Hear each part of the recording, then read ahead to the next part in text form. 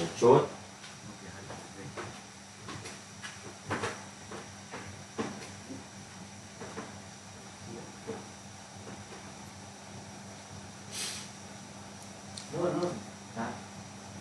24ศุกร์นี้ตุลาคมมาศแลศพโศกแสนระทมร่ำให้พระแม่ดุจเทพพรหมสวรรคตท่านเอ่ยระลึกพระคุณไว้จารึกไว้นิรันดรขอถวายความนอบน้อมแด่พระรัตนตรัยมีพระพุทธเจ้าเป็นต้นถวายความเคารพพระมหาเถระพระเถรานุเถระเจ้าคณะพระสังฆาธิการทั่วโลกมีพระเดชพระคุณพระธรรมเสนาบดีเจ้าคณะภาค7วัดพระธาตุดอยสุเทพเป็นต้นและขออำนวยพรแด่ท่านผู้ฟังท่านผู้ชมสาธุชนพุทธบริษัททั้งหลายวันนี้รายการธรรมทัศน์ของวัดพระธาตุดอยสุเทพออกอากาศทางสถานีวิทยุวปท2จังหวัดเชียงใหม่มีร้อยเอกจำนงปัญญาวัฒโนเป็นหัวหน้าสถานีและอาตมาภาพพระครูปริยัติยานุศาสตร์เป็นผู้บรรยายเป็นประจำทุกวันเวลา 7:30 นาทีถึง 8 นาฬิกาวันนี้ก็เหมือนเดิมบันทึกเสียงล่วงหน้าจากวัดพุทธารามฟินแลนด์ซึ่งมีพระเดชพระคุณหลวงพ่อพระครูศรีญาณวิเทศเป็นเจ้าอาวาสหลวงพ่อเป็นหัวหน้าพระสหภาพพระธรรมทูตยุโรปหรือสทย.เขต 3วันนี้ก็จะมีงานครบ7 วันสัตมวาลของถวายจัดทำบุญถวายเป็นพระราชกุศลแด่สมเด็จพระนางเจ้าสิริกิติ์พระบรมราชินีนาถพระบรมราชชนนีพระพันปีหลวงโอ้ว่ายากหน่อยพระบรมราชชนนีพันปีหลวงว่ายากเมื่อวันก่อนพระเดชพระคุณหลวงพ่อก็นึกไม่ออกว่าผิดไปทีหนึ่ง วันแรกที่ทำบุญถวายเป็นพระราชกุศลรู้สึกว่าเมื่อวันที่27เมื่อวันที่27เป็นวันแรกที่วัดพุทธารามนี้จัดโดยมี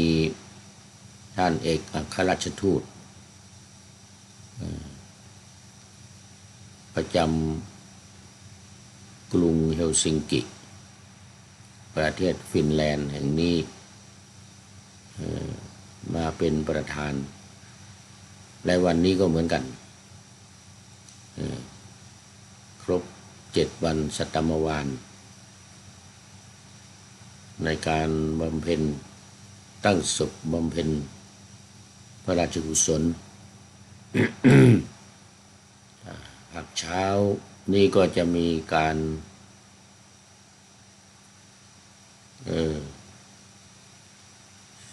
สวดธรรมนิยามสูตรสวดธรรมนิยาม ถวายเป็นพระราชกุศลแล้วตอนเย็นก็จะเป็นการสวดพระอภิธรรมการสวดพระอภิธรรมตามปกติซึ่งก็มีญาติโยม ของวัดพุทธารามแห่งนี้มาเป็นเจ้าภาพทุกวันตั้งแต่วันแรกเมื่อวานนี้ก็มีมาจากคาเมลินานี่ไปอยู่ทางทิศเหนือของกรุงเฮลซิงกิเหนือขึ้นไปนี่ก็ไม่ไกลเท่าไหร่ขับรถมา40 นาทีมาที่วัดนี้มีมาจากอเมรินา2 วันแล้ววันพรุ่งนี้ก็เห็นว่าจะมาอีกแล้วก็มีโยมแม่ติ๋วประธานเป็นเจ้าภาพกฐินปีนี้ซึ่งก็มาอยู่ช่วยงานนี้เป็นอยู่ช่วยงานนี้ประจำอยู่ทำอาหารการกินเมื่อวันอุปสมบทสามเณรจากเอสโตเนียที่มาอุปสมบทนี่ก็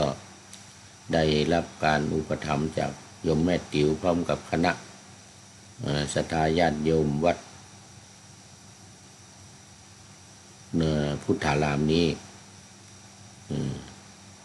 ในการเรื่องอาหารการกินถวายช่วยงานการอุปสมบทร่วมงานกันวันนั้นโอ้จำนวนมากมายมีโยมแม่ติ๋วเป็นต้นเป็นประธานเป็นเจ้าภาพหลักในการอุปสมบท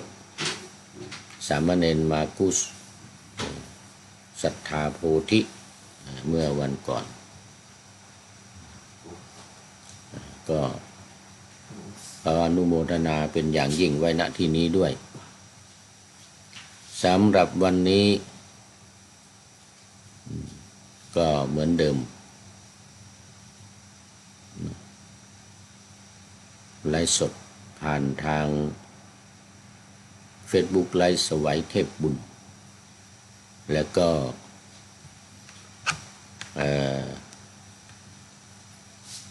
พระครูปริยัติยานุศาสตร์อาจารย์ปริยัติยานุศาสตร์โอ้นี่เสียงดังมาละเสียงดัง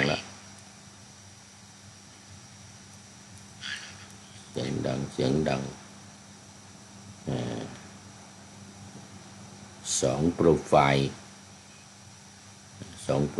ท่านผู้ชมท่าน FC สามารถ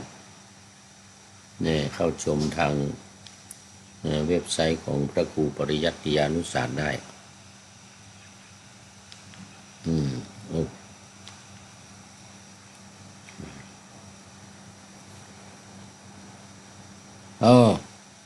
ขอต้อนรับพี่เนติแก้วเคนสาธุกราบนมัสการครับอาจารย์คิดถึงอยู่ครับกทมวันนี้ท้องฟ้าสลัวฝนตกก็เหมือนเยี่ยวจักจั่น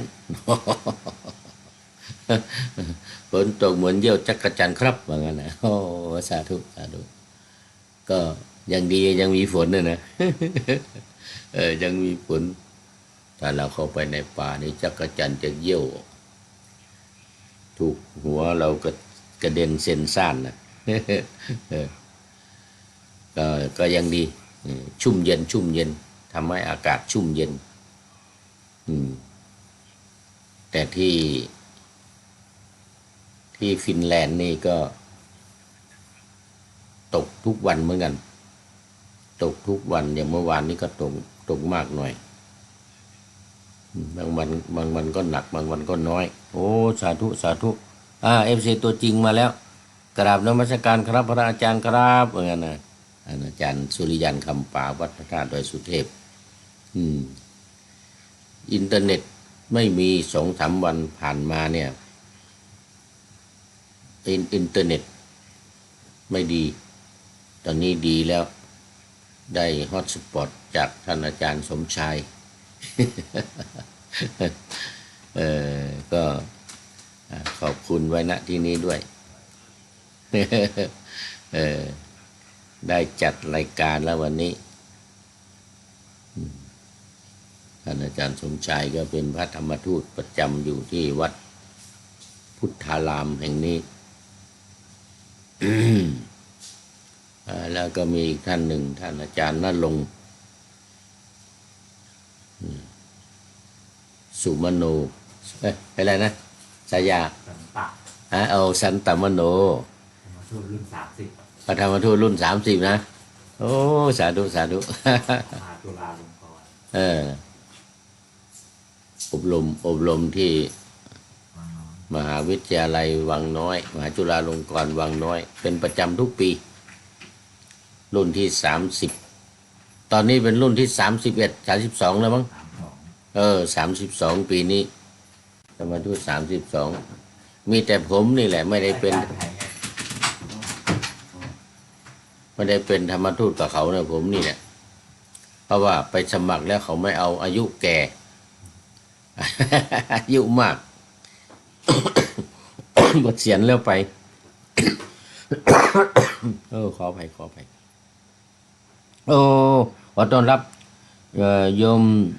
ธรรมชาติสัจธรรมกราบนมัสการครับพระครูจารย์นี่ มาแล้วสไตล์ของนครศรีธรรมราชโอ้โมทนาวันนี้แต่ตรงเวลาเพลของในเมืองไทยนะนี่ตรงเวลาเพลในเมืองไทยที่นี่กำลังจะฉันเช้าเดี๋ยว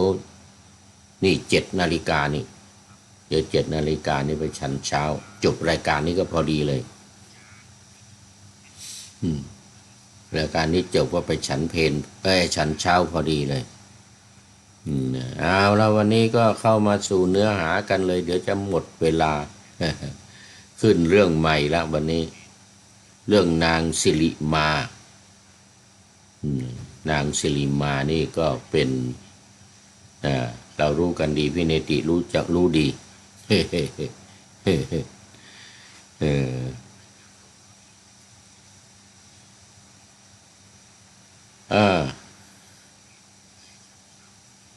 เป็นนัครโสเพณีเขาเรียกชื่อสวยๆเลยนะในอินเดียสมัยนั้นแม้แต่ปัจจุบันนี้ก็ตามเรื่อง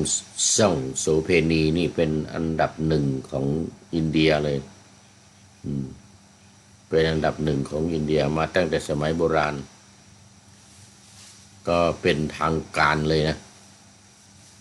โสเพณีนี่เป็นทางการเลยเรียกว่านัครโสเพณีคือคนงามประจำเมืองที่ทางรัฐบาลเขา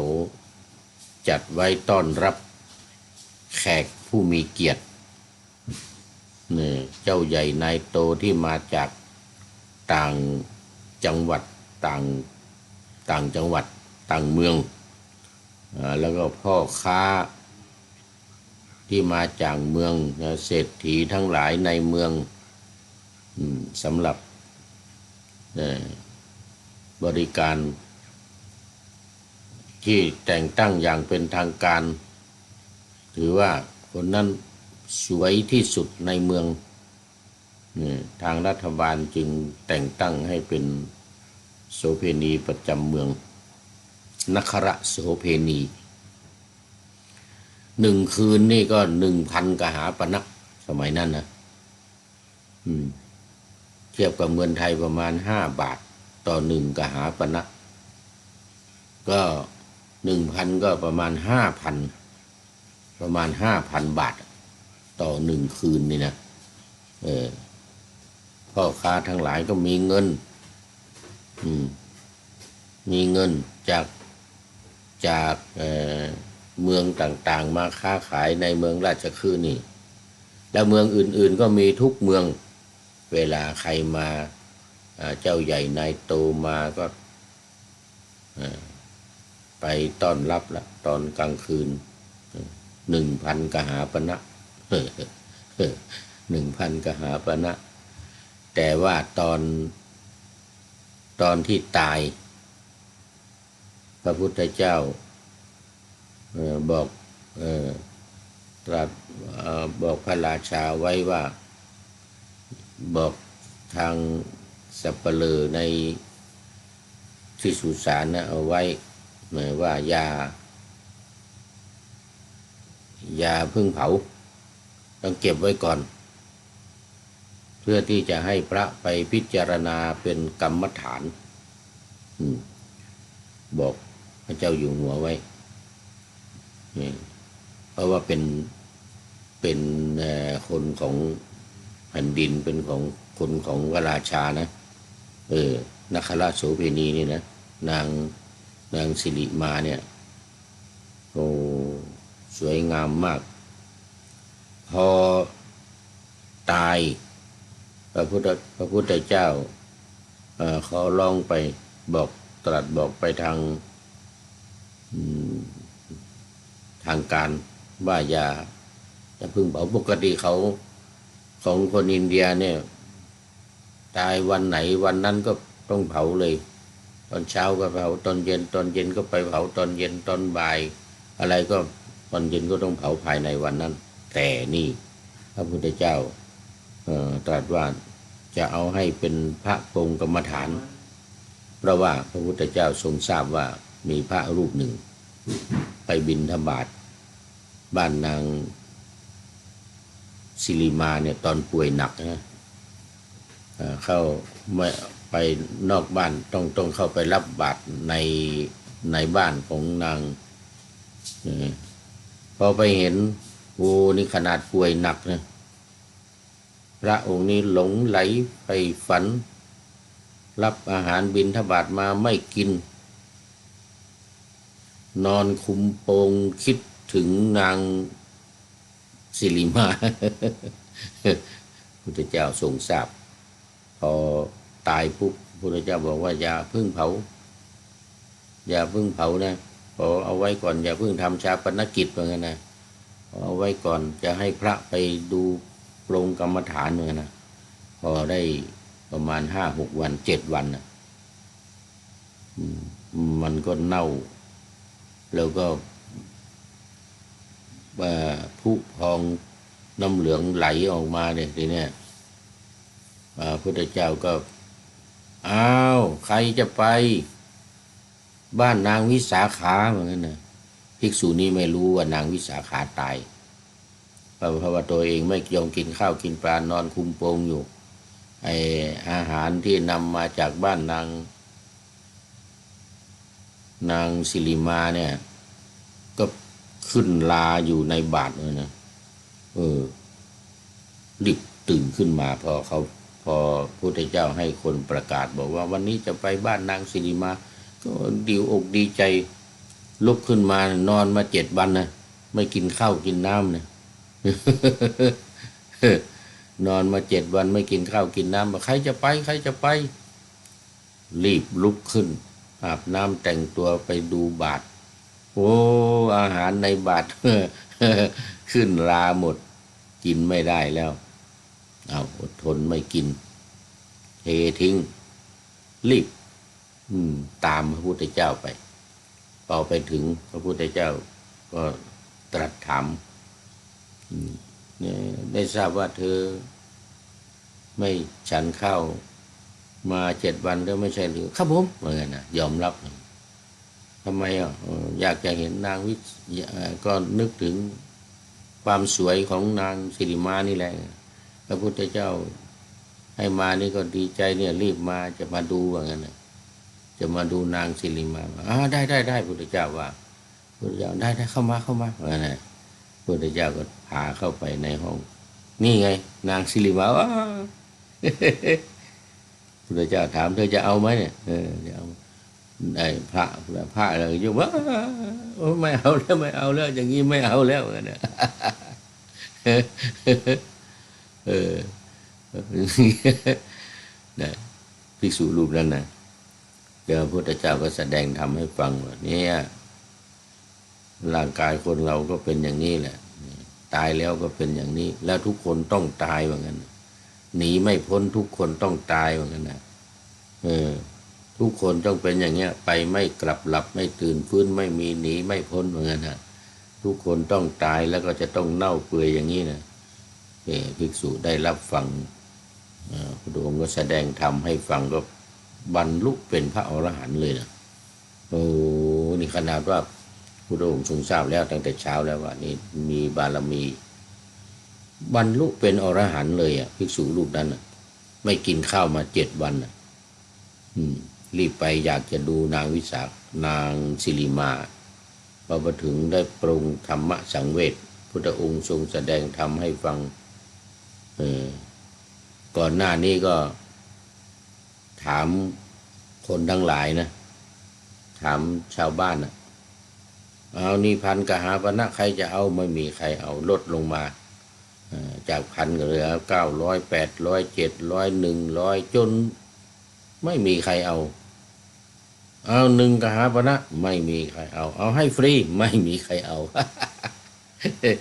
ไม่มีใครเอาภิกษุเห็นดังนั้นก็โอ้สลดใจภิกษุที่ไม่กินข้าวไม่กินน้ำมา7 วันนี่นะสลดใจพุทธองค์แสดงธรรมให้ฟังกับบรรลุเป็นพระอรหันต์เลยนี่ไหมพลิกวิกฤตให้เป็นโอกาสเลยนะพระพุทธเจ้านี่นะเนี่ยเขาเรียกว่าเอาวิกฤตเป็นโอกาสวิกฤตขนาดหนักมา7 วันไม่กินข้าวเนี่ยนอนคุมโปงอยู่เนี่ยเอาผ้าคลุม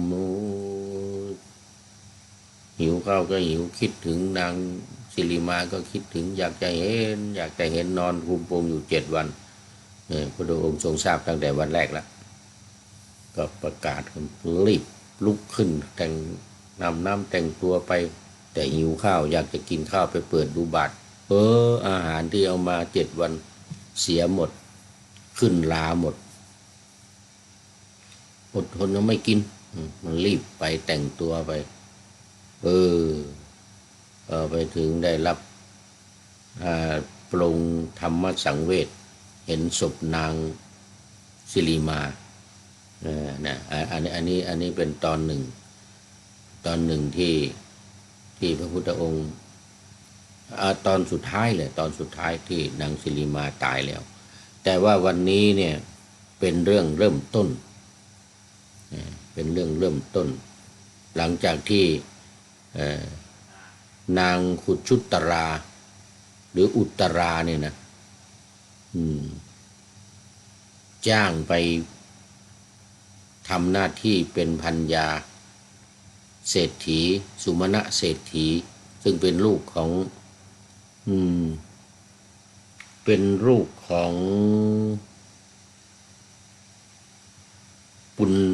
ปุณณกะเศรษฐีสุมาณะเศรษฐีเนี่ยเป็นลูกชายของปุณณกะเศรษฐีแล้วก็ได้นางอุตราเนี่ยอุตราหรือขุชุตราเนี่ยนะเป็นภรรยาแต่นางเป็นโสดาบัน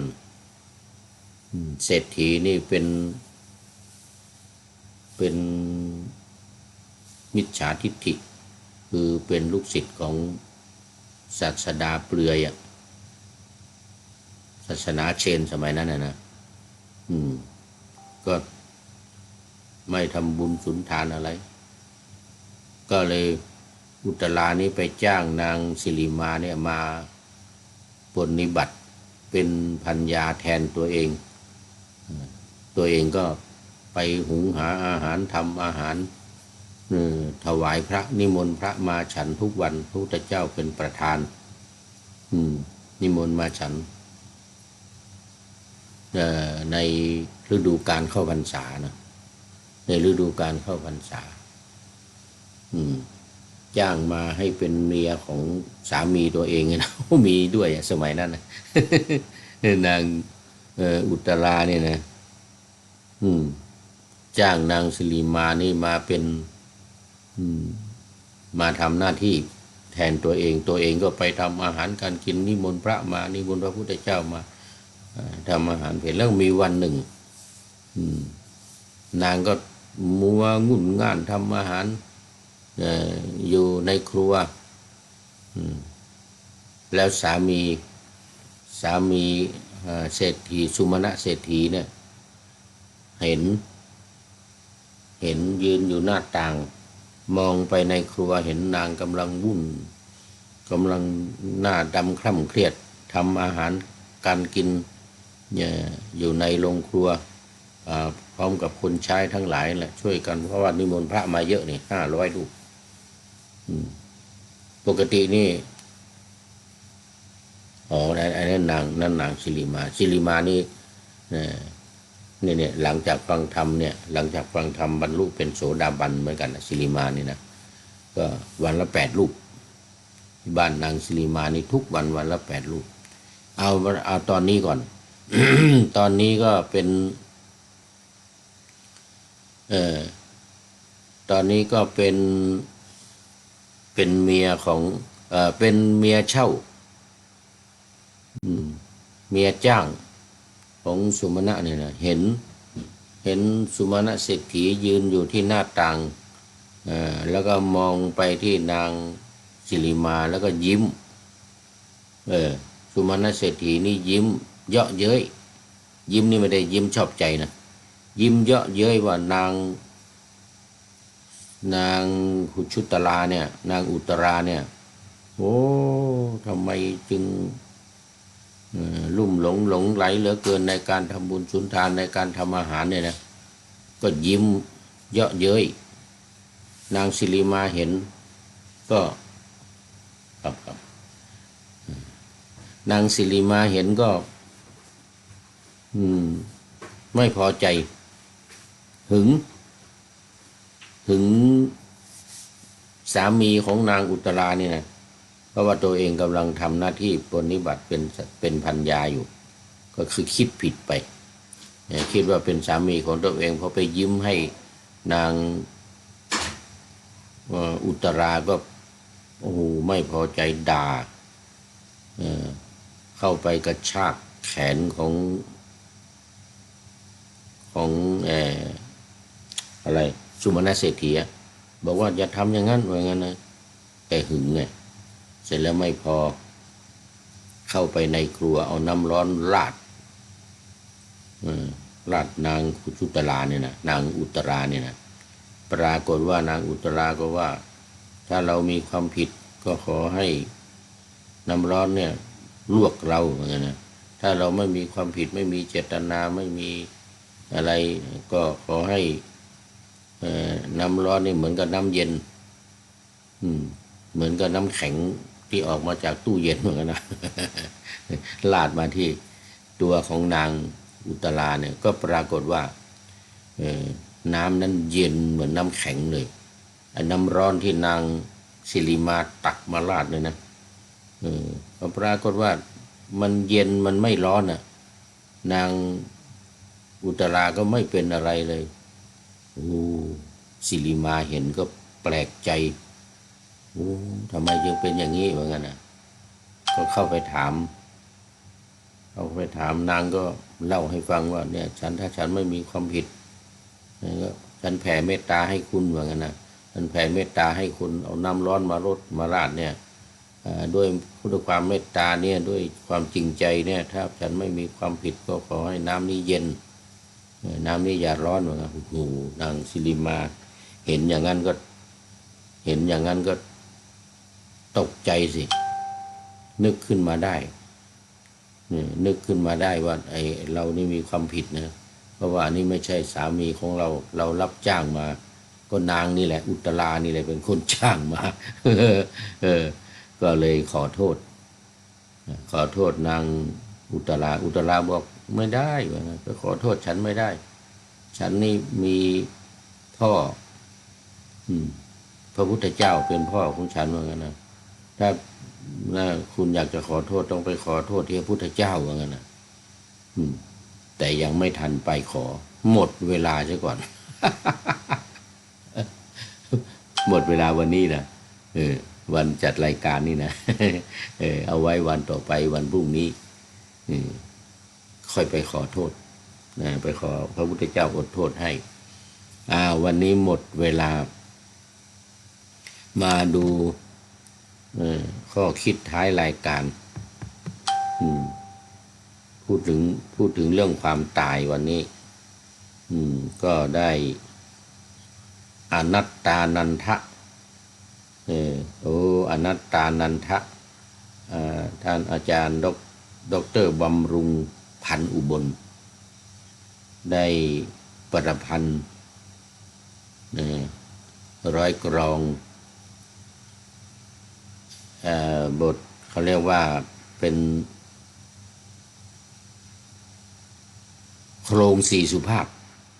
ถวายเป็นพระราชกุศลถวายแด่สมเด็จพระนางเจ้าสิริกิติ์พระบรมราชินีนาถในรัชกาลที่9พระบรมราชชนนีพันปีหลวงไว้ดังนี้24ศุกร์นี้ตุลาคมมาศแลศกโศกแสนระทมร่ำให้พระแม่ดุจเทพพรหมสวรรคตท่านเอ่ยระลึกพระคุณไว้ระลึกพระคุณไหว้จารึกไว้นิรันดรอันนี้ค่อนข้างจะอ่านยากหน่อยเป็นโครงสี่สุภาพจริงมันต้องว่าเป็นทำนองเพราะมากเป็นทำนองเพราะมากแต่ว่าวันนี้หมดเวลาว่าไม่ทันละเอาไว้แค่นี้ก่อนเป็นข้อคิดนะฝากไว้เนื่องในวโรกาสสมเด็จพระนางเจ้าสิริกิติ์พระบรมราชชนนีพันปีหลวงเสด็จสู่สวรรคาลัย วันนี้คุณโยมธรรมชาติสัจธรรมก็เป็นท่านสุดท้ายเข้ามาในรายการเป็นท่านสุดท้ายในรายการเข้าสู่เส้นชัยของรายการในวันนี้ขอโมทนาเป็นอย่างยิ่งและหลายๆท่านที่เข้ามาแล้วผ่านไปแล้วขอโมทนาเป็นอย่างยิ่งขอนำรายการธรรมะทัดไปก่อนแล้วจะย้อนมาใหม่ในวันหลังเพื่อให้ท่านทั้งหลายได้รับฟังพระธรรมเทศนังเหมือนดังเดิมเป็นธรรมะในพระไตรปิฎก3ธรรมบทอันงดงามบรรยายเสริมอธิบายใจความเหมาะมาต่อเติมยกนิทานดั้งเดิมเสริมบทธรรมขอทุกท่านสุขกายสบายใจปรารถนาสิ่งใดอันเลิศล้ำจงเพิ่มพูนตามบุญงามและตามกรรมที่ได้บำเพ็ญไว้ทุกประการขอเจริญพร